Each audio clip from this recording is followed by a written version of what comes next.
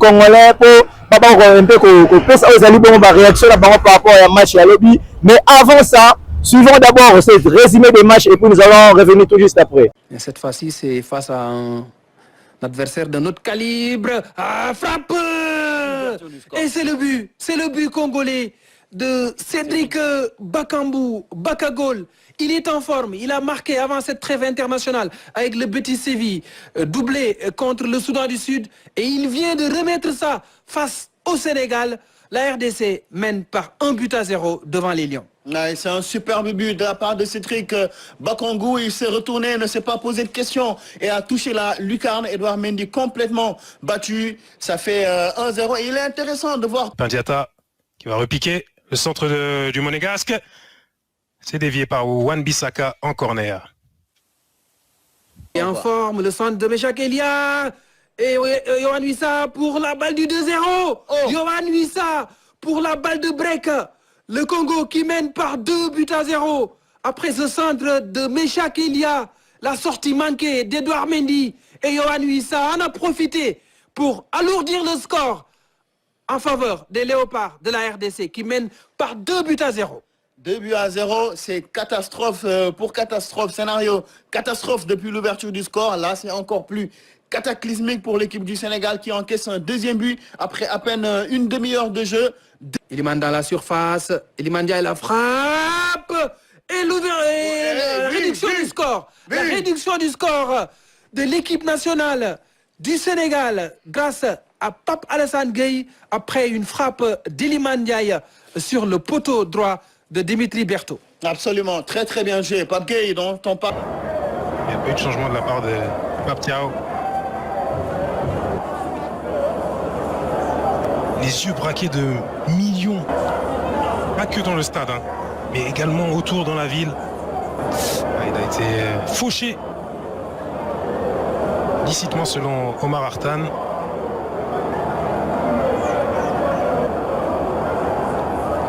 Une Camara. Rapidement, avec le centre d'Edo Kayembe. Ou la déviation. Et le centre en première, attention d'Elhadji Maï Diouf. Alors Kalidou Koulibaly, il a été presque surpris d'être seul à la réception de cette offrande du latéral de West Ham. Il n'a pas su ajuster le capitaine des Lions de la Teranga. C'est très très... Sadio Mané va obtenir un corner. L'attaquant d'Al Nasser, l'équipier de Cristiano Ronaldo. Extérieur du pied vers Sadio Mané, la déviation qui va peut-être profiter à Nicolas Jackson. Et oui, l'égalisation de l'attaquant du Bayern Munich, le petit extérieur de Kalidou Koulibaly qui a surpris la charnière centrale des Léopards et tout le banc des Lions de la Teranga qui est soulagé par cette égalisation de Nicolas Jackson. Ça va lui faire du bien, lui qui inscrit là son deuxième but en sélection. Il avait été maudit au match aller avec un poteau et cette fois-ci il permet aux Sénégalais de revenir à la marque. À la sélection congolaise. Un corner qui donne rien. Et là on sent que ça a basculé sur le terrain, mais ça a aussi basculé dans les tribunes avec des miettes. Et à chaque fois il faudra qu'ils s'en saisissent. Alors qu'il y a de la... Avec Nicolas Jackson, de joueur de caractère. Elle est sénégalaise.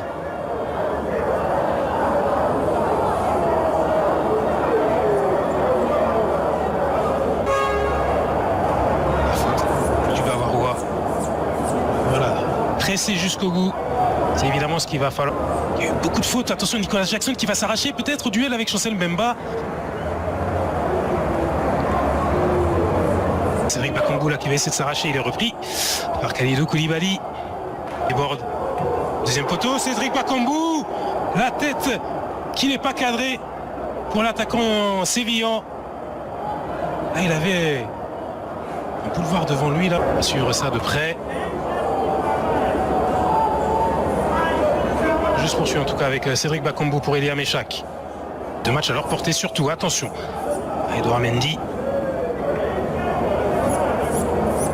Dans une phase offensive. Et la fin de David Diarra. C'était vicieux. Et ça a piégé Samuel Moutoussamy pour donner un bon coup franc au Lion de la Teranga. Famille est venue intervenir. Là, c'est Bakagol qui a été sollicité.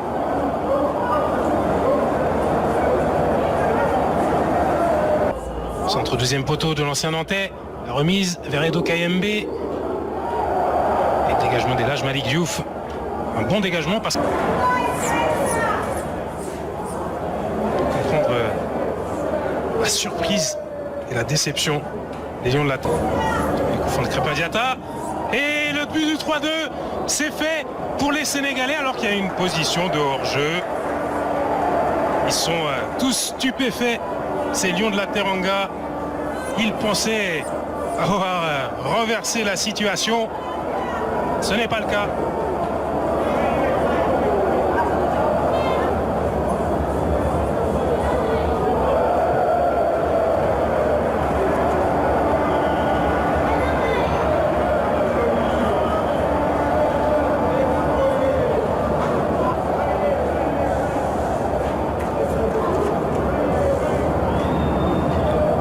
Dans les 10 dernières minutes, le retrait, et ça fait 3 buts à 2.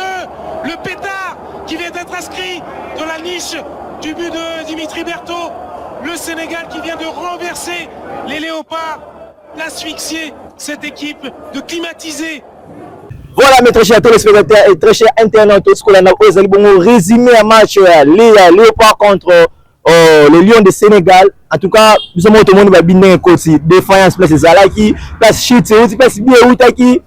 Mais en tout cas, c'est qui vraiment passe RDC et si que perd de match. Pourtant, nous on avait commencé déjà avec le début. De comprendre l'été, ce qui système on s'est égaliser, l'équipe sur le score. En tout cas, ça nous a beaucoup fait du mal. Et j'ai aimé dès qu'on fait ici, on va rater les grands consultants et les grands analystes. Ibeka en crise, on va s'appeler avant qu'on puisse aller vers le Congo, les potos, la réaction la bango, tout le nous aux alibongo, par réaction, il y a consultant, mon confrère qui est ici à ma droite, Ibeka, il va s'exprimer aussi par rapport au match d'hier. Je vais commencer d'abord avec les grands consultants et puis je vais passer le micro à Ibeka. Bonjour, grand consultant. Par rapport au match à lobby, il y a Léopard na Sénégal, la réaction des Alinini, na Nene Topoli, na match à lobby. Bon, merci d'abord chez les téléspectateurs au besoin d'Abisso partout dans le monde. Déception à Makassi, parce que tu comptes vraiment tu es de Coupe du Monde, même si mathématiquement tu as éliminé tes mains, tu perds au moins 60% la chance il y a la Coupe du Monde. Bon, au moment qui Mbokandele qui mobilisé, sensibiliser même, il y a base à victoire mais et Simba Gité. Mais là on a la recette na Ragaboy. Match et beta makaka na pelouse té. Aussi ce beta match pour Bibekei. Mais match peut aller, il faut que le courant de peu compte na Batumsus Oyo, ba sala na Léopard kala avant le pays comme le boy. Ngala robeta c'était likolo ya et le lokola ya coach Flora Ibenge. Pourquoi coach Flora Ibenge? Bon on a été le lobe pesa ka été pour na nini parce que betikala na nyongo na yo ya $18 000. Aussi le temps mundele wana azwaka cash sali kukuma. Mais pourquoi coach Flora Ibenge? Bon on a eu betikala nango. Et puis il y a mis baleza na ministère à sport. Bato bato sala na kata ministère à sport 2 ans impayé ba foot maraté mais quand na ministère wana 40 millions bini et ken Espagne. Donc nous sommes tous les appels que se fait à partir dans le monde de football. Est-ce que bato wana ba fongola le pas mitema na ndimité et ngao na zala rapena na coach Flora Ibenge en tout cas Mamutu a expliqué nga kutu avant match mais là mingi et là ba mususu otoro le bateau parce que les médias na mukuso na le baka que pas ces aka que non ba congolais tous les mbaté les équipes nationales mais tout ka peut jouer na ba bloko to bengi trahison parce que match à l'obi na hôtel on be zaka trahison ya biso moko parce que le pas na ba grand joueur ba beta ba club minene ba yebi ko gérer des émotions mais so mone elo comme il les a trahison ya biso moko o comme la biso na Tunisie 2017 donc on a le bara yango wana trahison de salama gi lobby na match ya lobby parce que combiné 2-0 à 3-2 à 3 wana ko mususu wana ko melo mususu ko to yebi ko ndenge zalaka on a le bara yango wana Merci beaucoup les grands consultants par rapport à Vina Ndenge Pessi, le match aux Aguilobi. Tu te rappelles que RDC avait perdu hier contre le Sénégal par le score de 3 buts à 2. Et puis ça y passe dans le Congolais Nyonso. Tu vois que les consultants lobby.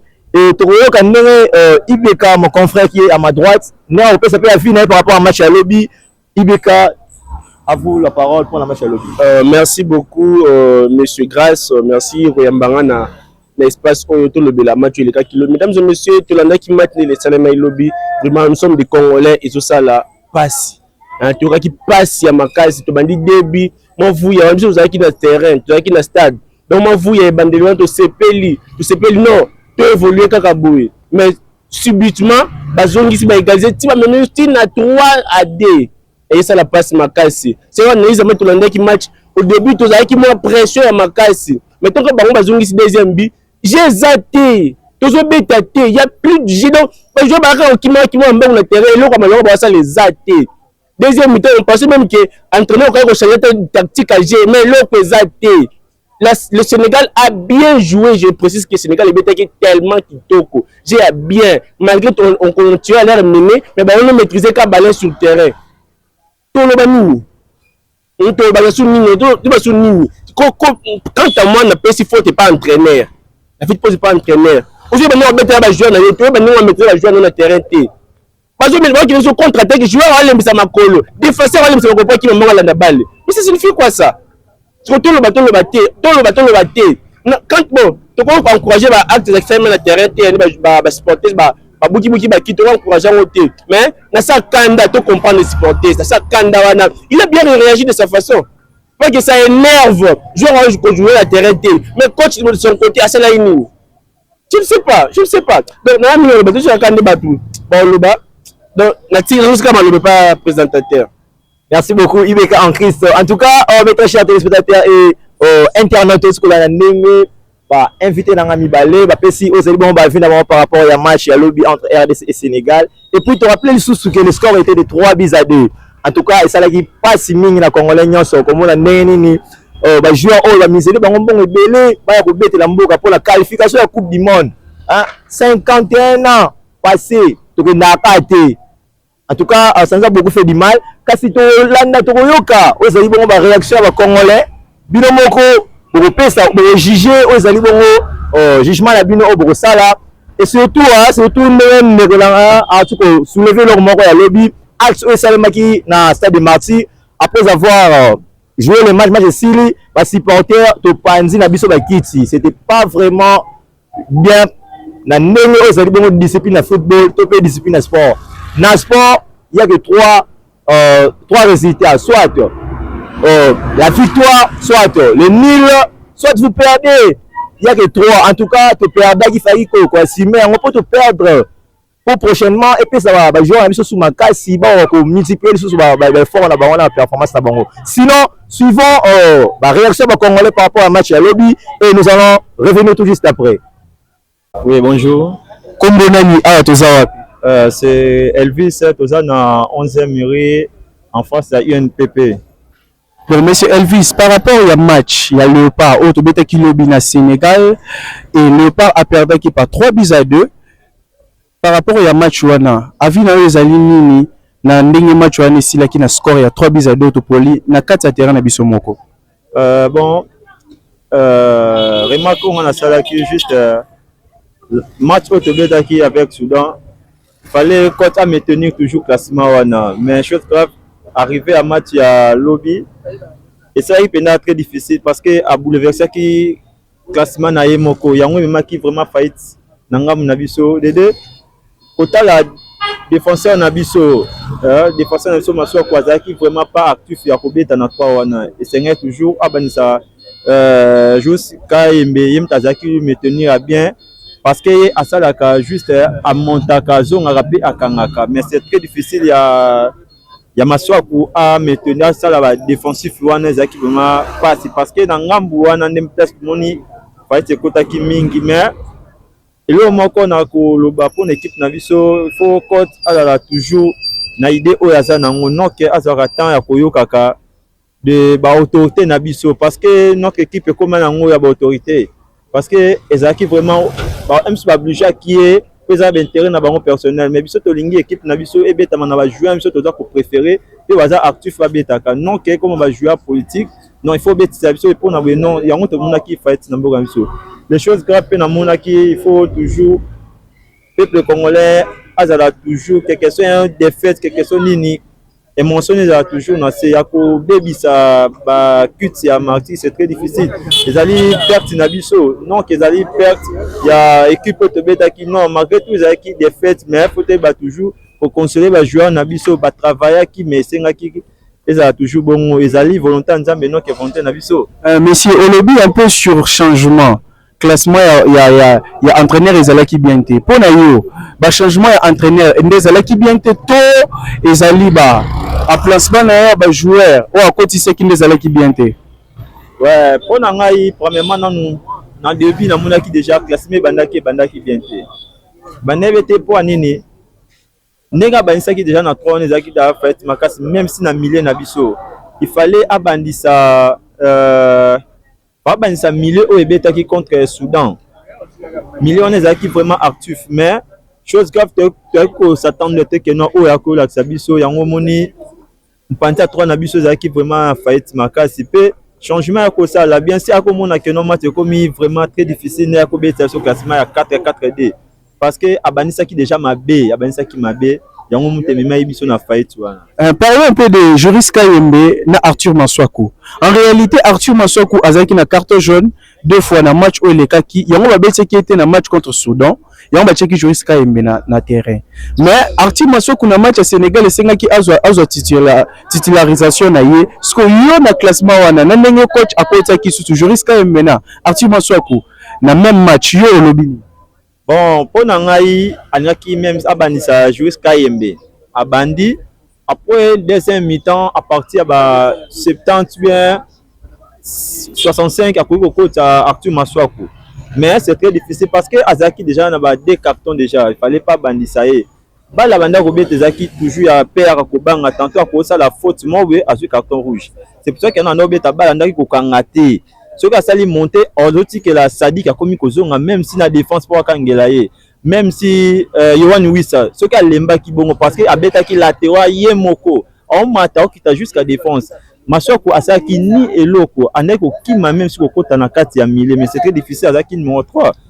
Parlons un peu de Yohan Wissa et tu kotanga combo tout le monde qui action moko joueur Yohan Wissa à plein cooks à Kwei jusqu'au lobini ezala qui faut entraîneur fallait bien c'est très bien avant tout ezala qui joueur azaki na performance c'était au lobini par rapport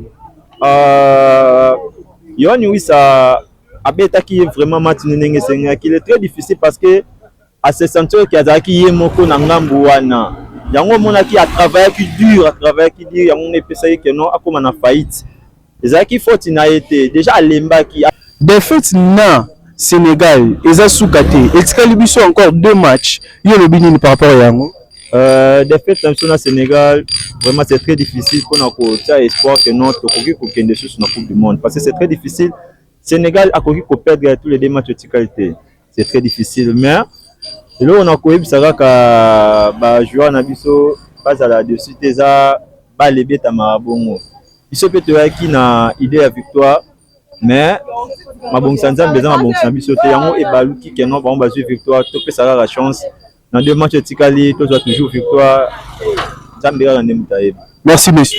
Ok merci. Bonjour papa. Bonjour mon frère. Comment nani? Monsieur Jean-Louis Alamba. Lobi total qui match ya RDC contre Sénégal, Otobane mené par 2-0. Le match au final est souki na 3-2. RDC à perdre contre Sénégal. Il nous reste encore 2 matchs. Yo lobini par rapport à 2 matchs etikali pour Nabiso. Ok, c'est une réalité triste. Oyo ba Congolais ba subisa qui lobby na match à RDC Sénégal dans le cadre de l'éliminatoire de la Coupe du Monde. Mathématiquement parlant, RDC a éliminé, mais nous avons perdu 90% des chances à la qualifier dans la Coupe du Monde. Donc, c'était une défaite où c'est qui passe parce que nous avons beaucoup plus maîtrisé la première mi-temps, mais la deuxième mi-temps, tout baissa qui rythme et ça nous a payé cash. Nous avons maîtrisé la première mi-temps et deuxième mi-temps et ça là qui biso mo boulou yeke. Parce que par rapport on a eu boulou yeke wanezaki na ba joueur bazaki na terrain to na classement ya coach to na ba changement ya coach. En fait, na ba affiche ya niveau wana, ça se joue en détail. C'était comme une finale, ça se gagne.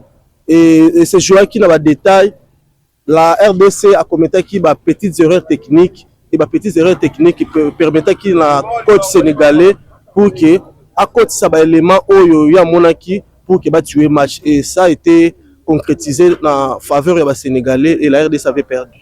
Vous avez parlé de l'erreur technique. Quelles sont des erreurs techniques au Ezalaki par rapport à match Wanando Tala? Ok, l'erreur technique, c'est d'abord, au niveau milieu du terrain, tu as besoin d'un animateur et pour remonter le rythme et agir dans biso. Mais tout le monde qui coach à côté qui KMB, ou Azali latéral gauche. En lieu et place, peut-être il y a Piquel ou Azali un médiateur. À côté qui KMB, comme le roi a deux latéraux dans le terrain. C'était déjà une erreur technique. Et en dehors de ça, dans le niveau lié numéro 7, numéro 11, qui est très fatigué. Il a fallu à ça un changement un peu rapide, mais à ça un changement tardif, et ça paye cash. Parlons des ailiers, tous ceux qui ont des ailiers, Meshak Elia, na Yohan Wissa. Mais tout le monde qui kolemba plus ezalaki Yohan Wissa, mais babimisi Meshak Elia avant. Pe tout le monde action ya Yohan Wissa face à Gardien, pe arataki. Yo lobini ni po moni nini par rapport à erreur. Ok, ceux qui m'ont dit du début, si na sorti à Yohan Wissa, avant d'être utilisé aile gauche dans les colos, tout comme peut c'est pour secourir le numéro 3. Avant Arthur Maswako, avant d'être secourir. Maintenant, un fort physique ou à Salaki, énergie vraiment bimaki belé, de celle qui a les un peu avant. Et action wana est qui dû à la fatigue. Donc c'était un peu ça. Bon, est-ce qu'il y a encore deux matchs où tu espérer toujours sur Tokoko Leka? Un petit mot pour les deux matchs où tu as pour Bisso. Ok, merci pour la question. Techniquement parlant, l'adversaire direct est RDC Zaki Sénégal. Et Sénégal a pris les choses au sérieux. Dans deux matchs où tu as Nango, Sénégal a maintenant 2 points d'avance que Bisso.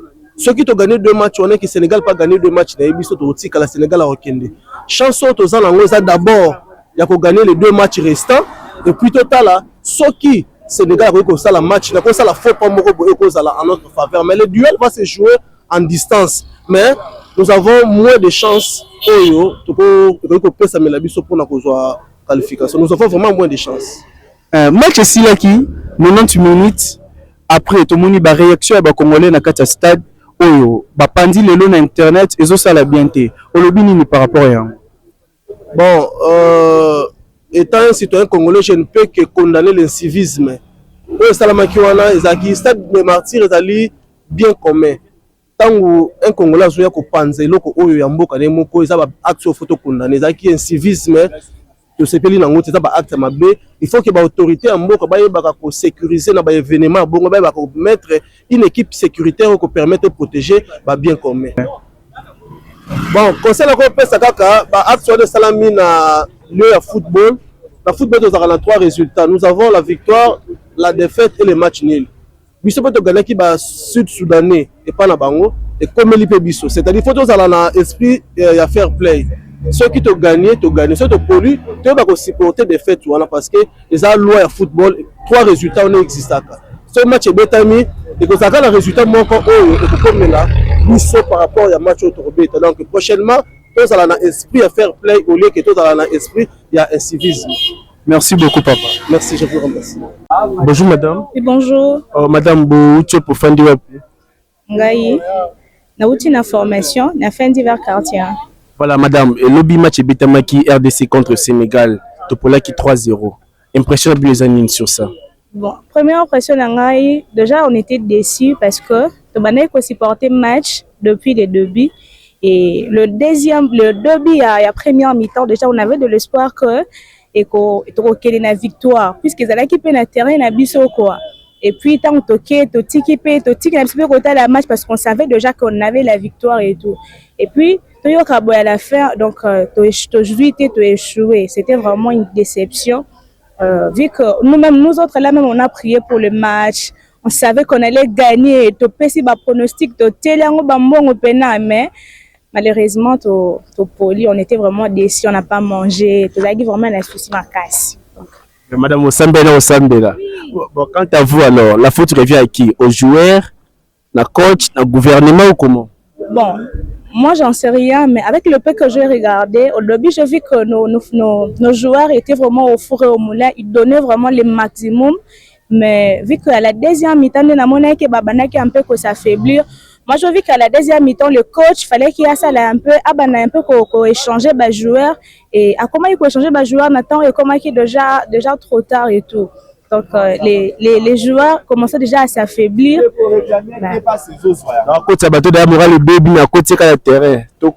Oui, donc il fallait qu'il y ait déjà cochon. J'ai vu que j'ai vu oui, ça il était déjà fatigué, mais qui est quand même à terrain et tout. Donc il fallait déjà changer. Moi, joueur, ça allait faire mieux, mais c'est déjà. Merci beaucoup. Dernière question. Tout à l'heure, tu as Facebook, tu as YouTube, tu as TikTok, tu as vidéo, tu as supporté, tu as bouki, tu as kitty, tu as des ordres en fait. Pour soutenir l'action, les amis ou comment? Bon, déjà, la soutenir en côté, c'est insensé de notre part étant des Congolais. Et un match, bien sûr qu'on était dessus parce que tu poli, mais on n'avait pas le droit d'agir de la sorte. Et dans chaque situation, on doit se contrôler, se maîtriser parce que c'est loco, circonstances et on n'avait pas le droit d'agir comme ça. Et ça, c'est pour notre patrie. On avait le droit de le protéger. Quand bien même on avait vraiment le choix de prendre soin à Biloko. Ça, c'est pas vraiment à féliciter. Oui, c'est pas responsable de notre part. Bonjour monsieur. Bonjour. Mon nom c'est Antoine. Mon prénom c'est Antoine. Tout ça dans INPP, précisément la 11e limité. Monsieur Nani? Antoine. Monsieur Antoine, j'espère que lobby au Talaki Ndembo ya Makolo et Beta Makina Léopard du Congo na Lyon et à Sénégal. Ouais, on a tel match très bien et puis j'étais même présent dans le stade de Marseille. Et alors pour la défaite sur et les kaki lobby défaite sur la ndenge to perdre qui match donc ba Congolais ba mona que non to bandaki na mingete mi balé kasi na kaskata match boy pas to ko perdre match wana ba bi wana oyo ekota ki wana ya pe ya kolandisa wana faute ezalaki ya ba joueur ou bien faute epesa maki pas ya coach.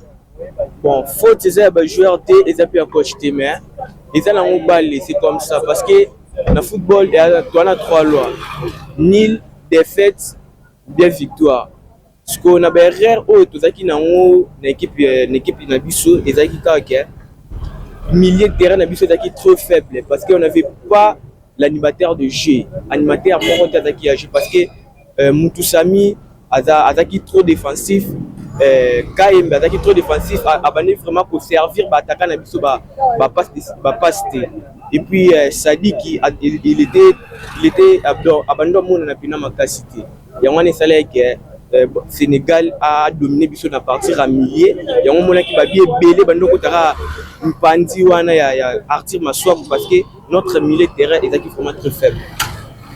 Et puis pour na gardien nani attaquant na biso Yohan Wissa oyo a perdu ballon donc na ballon na makolo kasi a silikoko ya yemo kopé mutu pe atindika ki était ni tesko bolobi ni pour na joueur wana.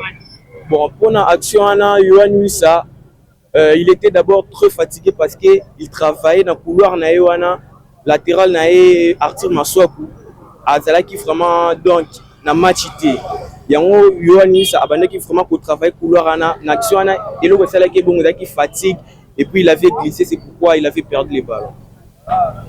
Et alors pour na match mi balé o totika nango match mi balé o totika nango ba propos na yo ezali nini o souhaiter nini pour na balé par ya RDC. Bon pour la match totika nango courage kaka parce que je crois qu'on va gagner et puis pour gagner et aussi on a payé Sénégal à perdre moins match moko ou bien ça la moins nil pour biso c'est pour gagner 2 matchs wana et ça la biso tout ça la moins likolo que Sénégal. Merci Ndeko et bon pour na classement on peut souhaiter prochain match classement ni au coach na biso Sébastien de Sabre akoki ko beti salisu ce pote to ba ko remporter ce victoire na match ezali koya. Bon classement na ngai ezaki na latéral droite faut bacha Wan Bissaka na axe Chancel Mbemba na Karande Bandaki na axe Wane Bandara Bongo et puis latéral gauche faut bacha KMB latéral gauche et puis na 6 wana Atie Moutousami na Charles Piquet elle va jouer rôle il y a D6 et puis na 10 meneur de jeu na biso fallait à la Théo Bongo na po aiba pour servir bataka na biso ba ballon et puis attaquant la biso ailier gauche Yohan Wissa et puis ailier droite Mboukou parce que Mboukou a créé plus d'action, il tire attendaka vraiment na poto et puis na nef na biso Cédric Bakambu na poto Karande Bandaki classement la ngwa. OK, merci ndeko na sepeli mingi pona ba propos na yo.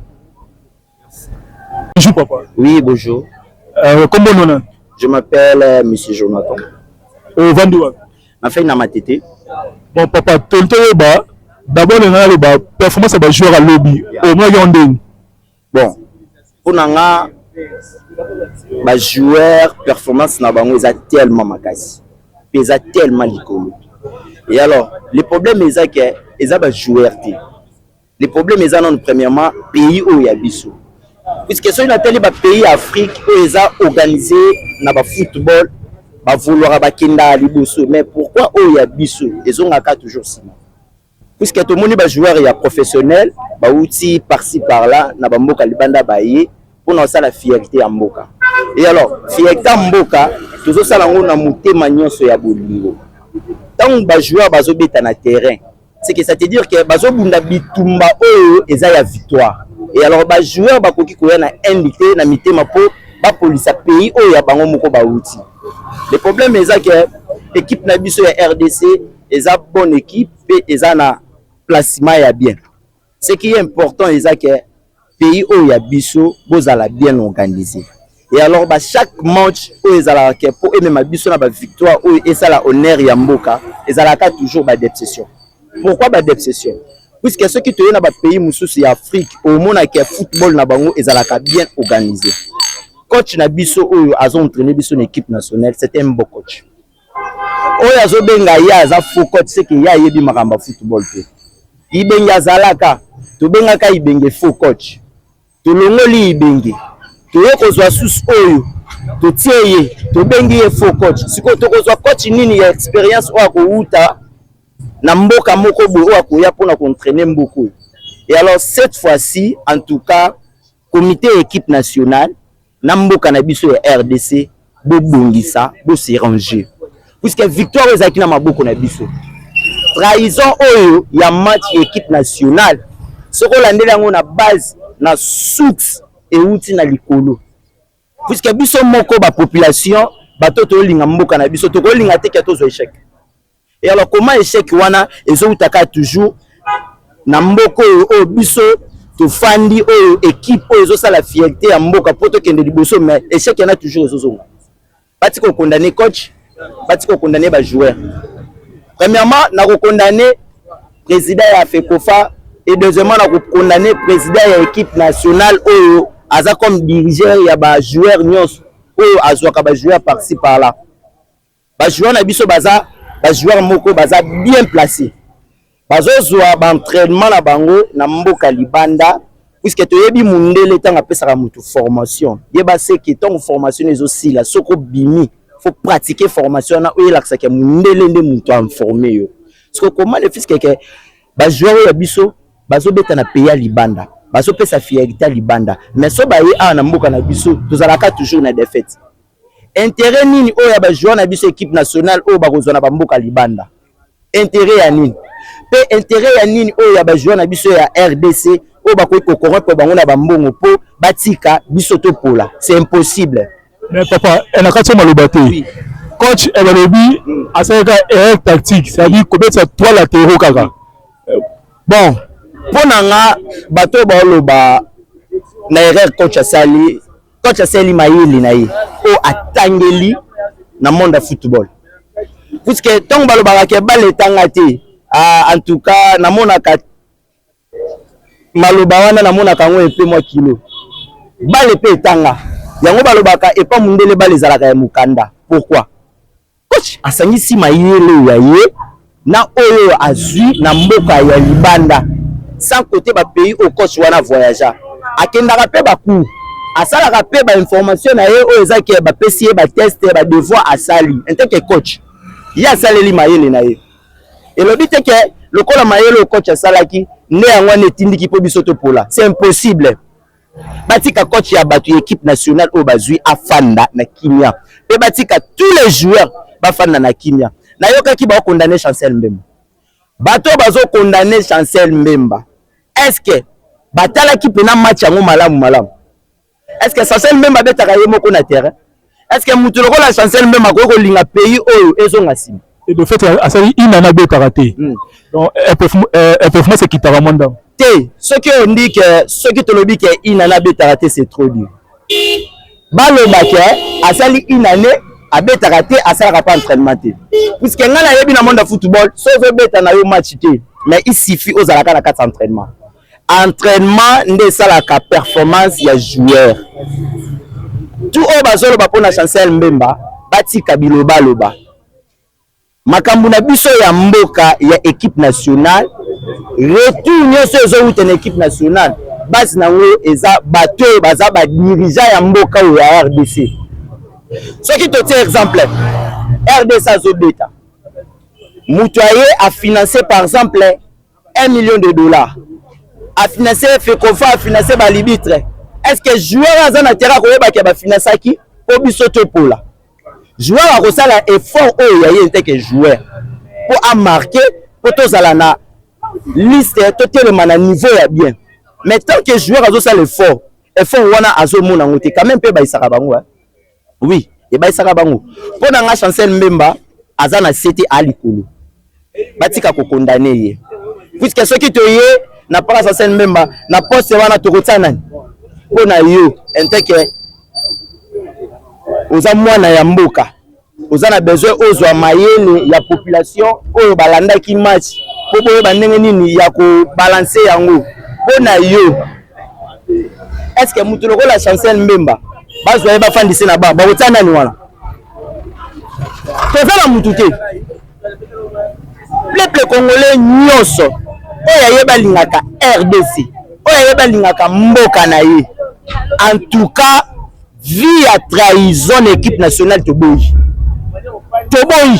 biso toliaka mbongo te Chancel Mbemba paliaka mbongo wana te bakambu paliaka mbongo wana te na ye na part ya bakambu bafingaki bakambu fouteur, regarde ça. Bisoto sepela ki Congo mobimba. Ezaki na grâce ya nani? Na grâce ya bakam. Bon papa, na mukuse wa pona kolobabui. Quelles sont les chances de pesa na Léopard na mois d'octobre au Robeta na Soudan na Togo? Car moi j'y sais quelque.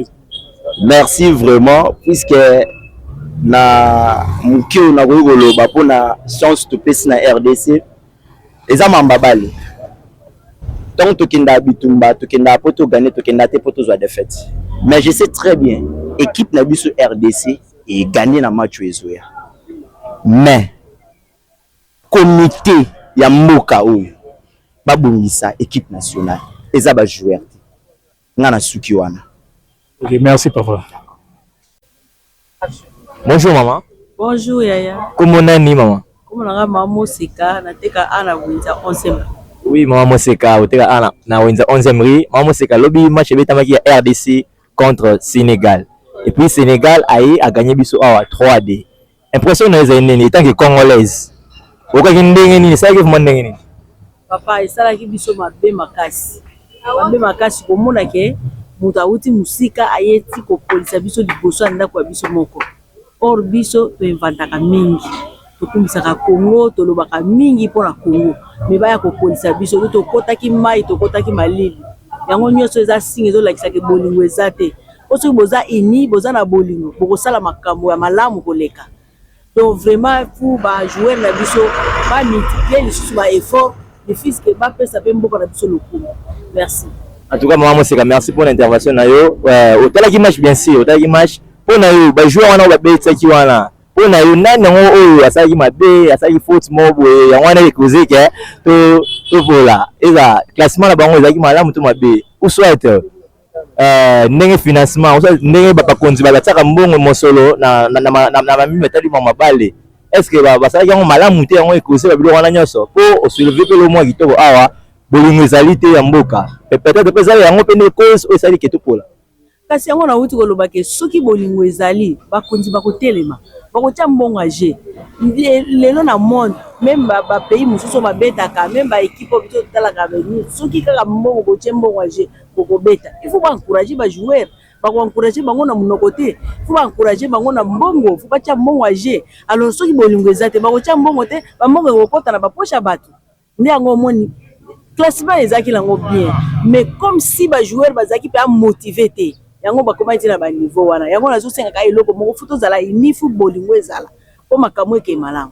En tout cas merci maman ebongo mpona action wana esalemaki na suka ntango match esili tomoni bacongolais nde bapandi stade est ce que mpona yo pene ntango congolaise patriote okoki kosala action wana vraiment apres kopola ata bopoli mpo eza bale ezaka bongo soit boganye soit bosali nil soit bopoli kasi biso topoli mais topandi stade na biso moko oyo ezali bongo patrimoine ya mboka na biso mais topandi yango etanke congolaise olobi nini mpona yango.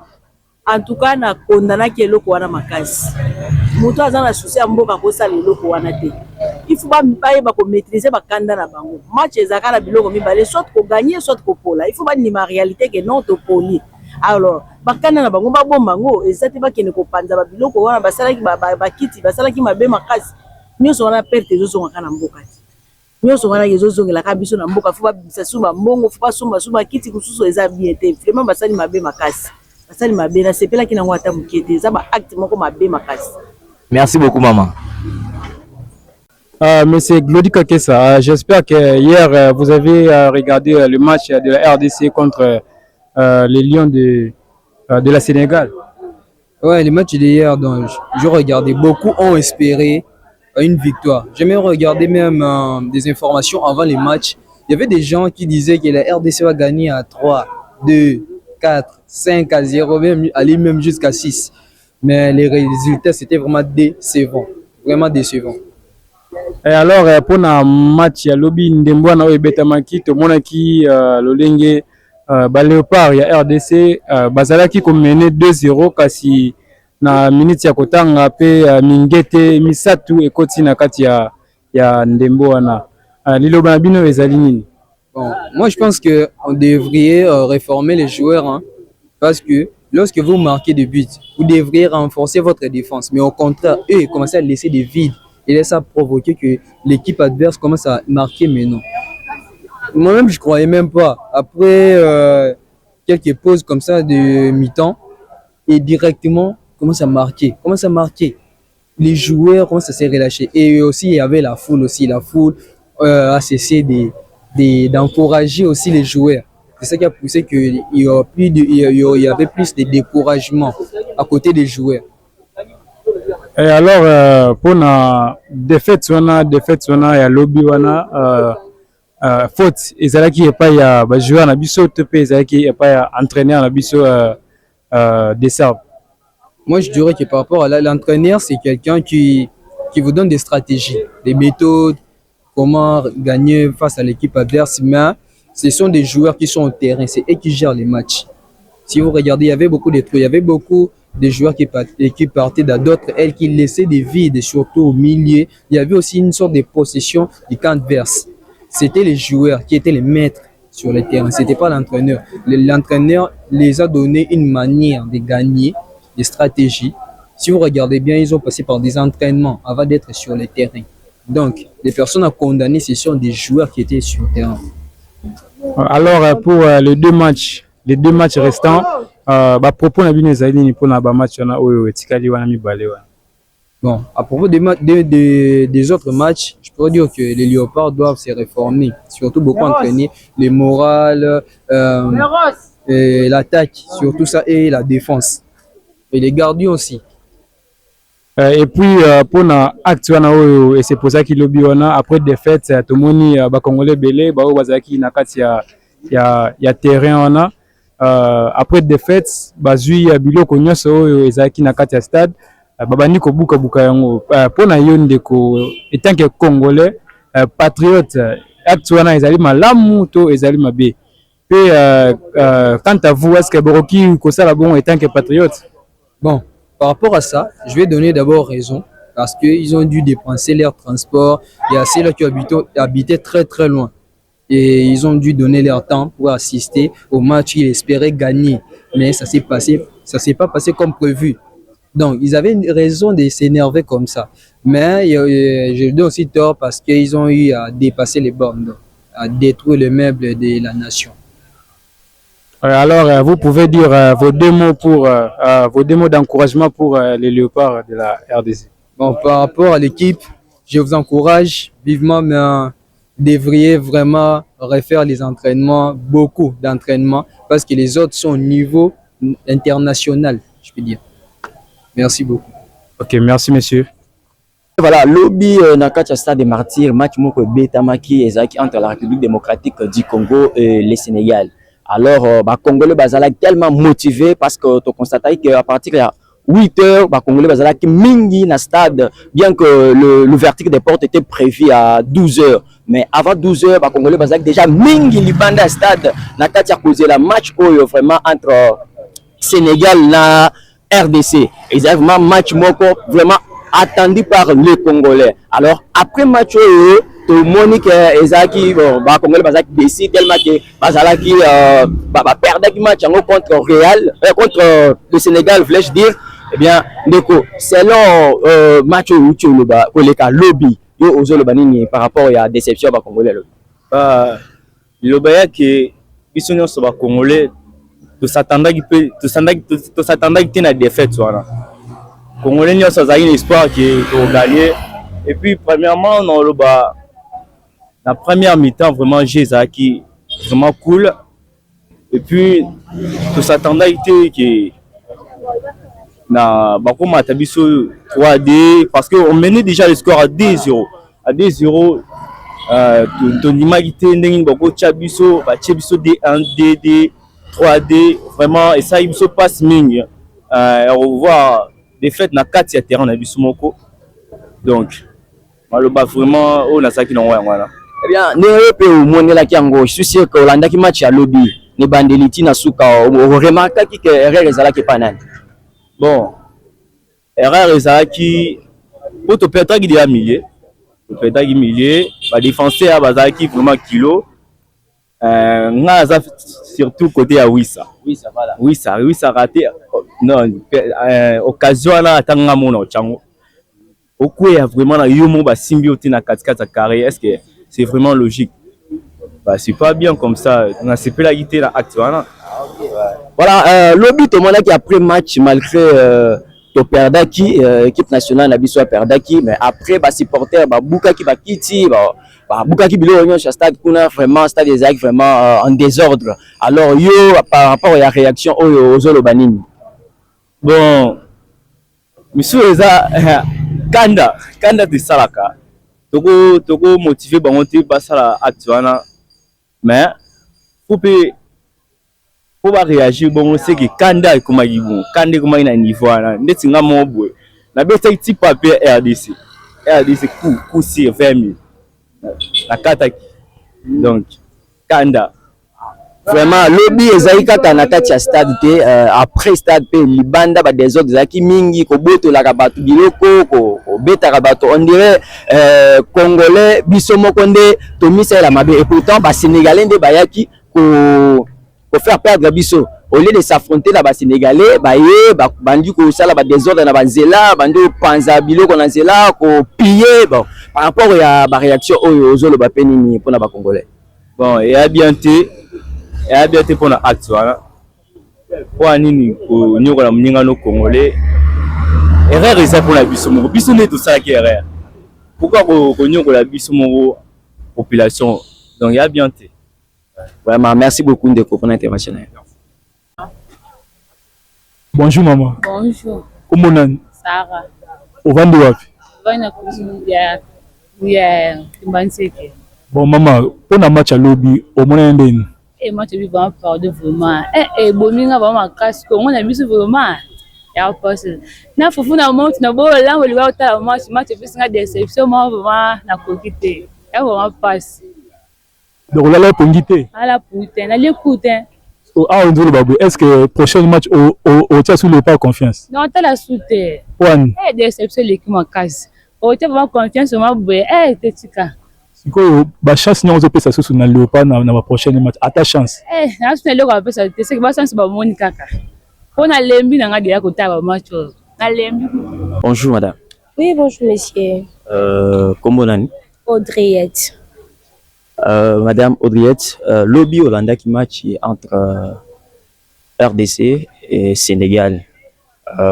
Match où ils allaient vraiment attendu na ba Congolais nyonso bando zelake RDC a l'écart tellement que RDC a perdre un match belé pour na kobeta Coupe du Monde banda beta qui ce qui na ba année combien lobby vraiment ba Congolais bazalaki vraiment très motivé pour na ko CP là na qualification na bango. Alors yo pe Hollanda qui match on a ya lobby ozana analyse nini par rapport à match. Bon, match à lobby ezalaki bien préparé et puis on était là pour toujours victoire. Toyaki vraiment mobimba. Quand des Congolais toyaki mobondo. Mais quelque temps total première mi-temps, comment quand banda qui match c'était bien. La 2-1 à 0 en qui mi-temps, c'était vraiment bien to CPL Makasi. Même Mokonzambo Resika Zala CPL Makasi, tout le monde qui est victoire Izalaki. Après quelques temps, tu es à la quai, tu zongi boé, ban ko marqué biso. Tu commences un peu désespéré, mais tu as toujours un espoir et aussi parce que tu as dit tout ça dans ma belle, bah pas na biso to sûr. Mais tu es mon attend moi be match changé. Tu commences vraiment désespéré. Tu as qui sont là au salati. Bon. Match etangate quoi. Match comme etangate, balle pe tangate, tout ça qui faut tout assumer sur comment c'était un peu ça mais tu as vu qu'à la prochaine tout ça ba match à Togo bana Nezoya, on va vraiment jouer. Voilà, merci lobby que Batming bazolo ba teka ki match lobby. Au match on était kamaki et bandagi nango bien mais na suka to constater que match vraiment était kamaki par rapport à la réaction aux autres ba peni. Côté ka match ou pas match to ko le babateki ou bateki te. Ezaka match to beti ou ezaka le meilleur gagne toujours des balles en France que le meilleur gagne des ballons gagner qui et c'est tout. C'est la prochaine recette. Voilà, lobby après match tu constater que ba Congolais tellement que bazalaki déci ba c'est décidé ba bebisa ba biloko nyonso yaki na stade ba buki ba kiti ba simbi ba biloko nyonso vraiment stade ezalaki déclassé lobby par rapport à la réaction aux lobby là ba Congolais nini. Bon ko gagner ou ko gagner teti na biso te que to sala mabe na stade parce que zamboka nsokoki jamais ko bebisango to koki jamais ko sa eloko moko be to décevoir gouvernement. Il fallait qu'il t'ait pour là qui t'obima tous a toujours espoir parce que toujours na étoile wana un jour tu rejoindras la coupe wana donc bosso mais pour na baby ça vraiment naza vraiment contente parce que c'est trop dur pour ce gouvernement pas si et les ministres des sports et loisirs problème ce n'est pas bien d'abîmer vraiment comme ça. Alors par rapport à la rencontre au Itikali au Ezoya tous en a deux matchs rapport aux Oebisa à Congolais nini par rapport à match. Oui, on est toujours là pour gagner. Tout ça na élu qui tour oyo comme Simbi Telibanda to beta bango pe to kinto kutana ba Espagne to sala. Merci beaucoup pour l'intervention. Et bien voilà, très chers téléspectateurs tous ko la ndenge ba Congolais ba pesi ba réaction na bango au sagi bon match ya Léopard contre le Lion de Sénégal. En tout cas to conclure les anini déception et continue à mitema ba Congolais to kindaka chaque fois ko beta ozali bon qualification parce que katanaka to eli susu ko katana pour la troisième fois et ça vraiment pas si na mitema ba Congolais mais surtout au axe wana to posaki na suka na stade de Martyr ko panza ba kiti et ça peut vraiment malamu te to ba ko garder ba bien ozali ya mboka na biso pona ngai na suki wana kasi bandeko nanga o bazali pembeni na ngai to bandenge na bango pe bakisa moi ozali moko na bango pour to ko conclure et tant que consultant mot de la fin na ozali nini par rapport ya nyonso oyo leki na oyo batu ba Congolais ba pesi ko ba réaction na bango. Bon, merci beaucoup.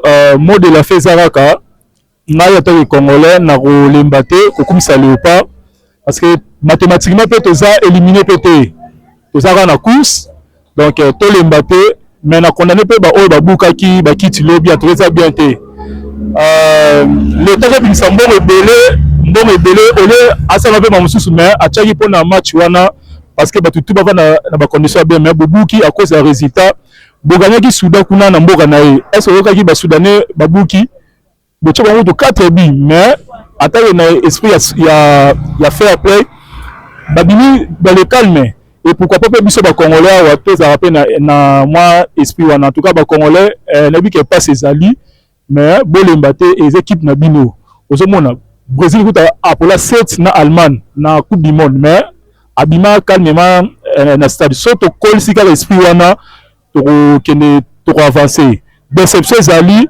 et toconstate mingi na CAN parce que CAN eza na décembre awa et toconstate yango nayebi ke béchéance oyo koya oyo kolanda match alobi mpe eservi biso mpe kaka baleson ndenge ezalaka leson mpona toyeba kobongisa parce que de fait ke mpe toganyaki mpe bamatch ebele tomonaki mpe bafaute na biso te bamatch ebele mpe so bopoli epesa mpe nini moko ke non ebomona bafaute eza puis bajoueur banini na bango bapoint faible yango eza yango moni tolemba te tobongisa toujours toya na coach ya bien équipe ya bien tolandela bango mpe na bachampionnat na bango même si problème ya Dimitri gardien oyo mpe bacongolais bazolakisa miso parce que gardien mpe aza parmi bacontre performance oyo alobi mais c'est un professionnel ayamba na Montpellier au mieux sobo yebi ataza na club ité mais topesa ya confiance et nzamba kosunga kaka en tout cas nzamba kosunga kaka wana ezali bongo dernier mot ya les grands consultants oyo tozalaki na ye na mokolo lelo mpona